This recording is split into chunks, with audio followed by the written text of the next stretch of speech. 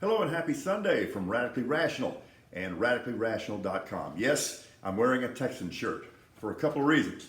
First of all, because I can't find my Astros shirt.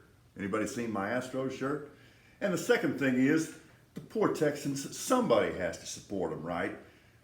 They're having a disastrous season, which was predictable. Now it looks like they're going to have to shop their best player, wide receiver Brandon Cooks. I get it. You can get a lot for him.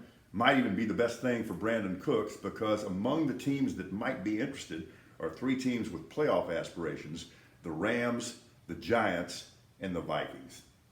Still, it's sad. All right, speaking of Houston teams, come on, come clean.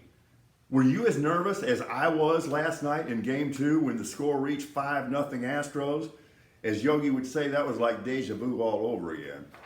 Fortunately, this time it worked out okay, and we'll go to Philly for Game 3 on Monday. No baseball on Sunday, because even MLB knows that you don't mess with the big dog that is the NFL on a fall Sunday. So, anyway, Astros back to square one now, and that's great. And Altuve back in play. I remain optimistic. Cowboys and Bears today. Tony Pollard should just run amok, because the Cowboys are going to feed him and because the Bears cannot stop the run at all. College football, let's start the countdown clock immediately. I'm talking about next Saturday, Tennessee, Georgia.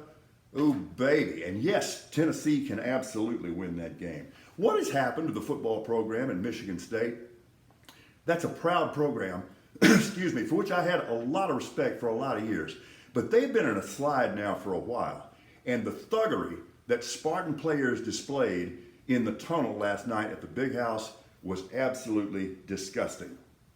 Here's why Ohio State might finally break through in the college football playoff. I watched their game against Penn State yesterday carefully. The Buckeyes, for the first time in a long time, actually play some defense. All right, you're going to have to deal with some of my emotional issues here. For a variety of reasons rooted in my childhood, I have been a devoted Rice Owls football fan since I was 3 years old. And I've been a good fan, and I've been a loyal fan. And I will tell you that as a result of 65 years of having been a Rice Owl football fan, clearly I have some personality disorders and some emotional issues about this. But I have never been as disgusted with the Owls as I was yesterday when they gave that game away to a 1-7 Charlotte team and got blown out.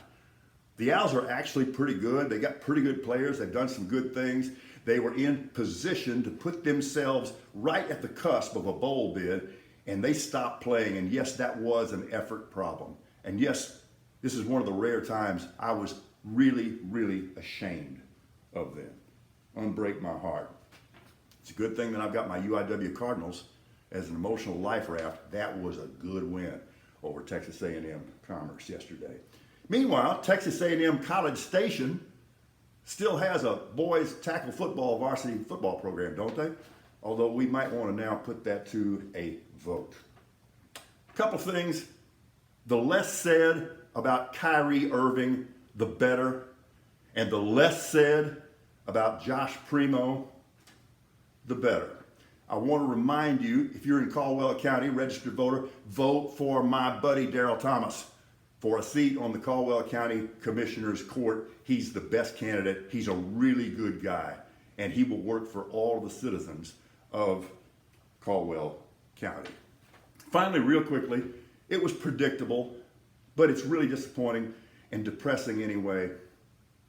Hearing people on social media actually kind of defend the guy that went after Paul Pelosi with a hammer and had the intention of killing the Speaker of the House of Representatives, the lengths that they go to, and in some cases, they're blaming the victim here and trying to excuse it and explain it.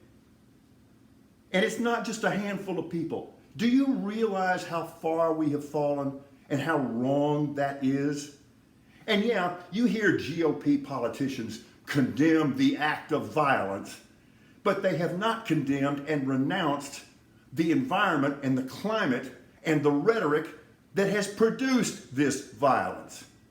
That is completely hypocritical, That is completely disgusting. Here's the thing, we're done with nutcases. Take your little boy and little girl conspiracy theories and get your ass over in the dunce corner and wear your dunce cap. We're through with this. Yeah, I'm ready to play a little football today. We are radically rational.